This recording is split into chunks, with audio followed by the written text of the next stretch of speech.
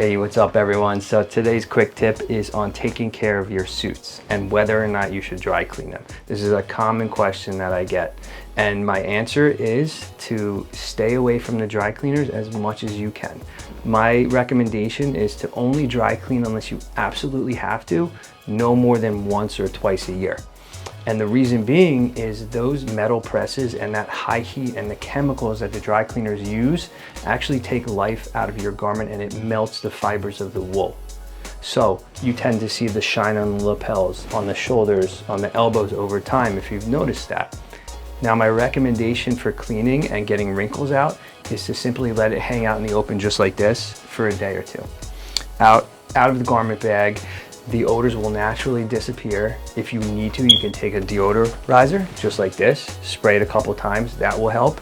And then as far as wrinkles, I recommend a steamer. The hot steam also sanitizes it as well. So hope this was helpful. Shoot some comments below. Let me know what you think. Let me know if you have any questions, and stay tuned for more. Take care.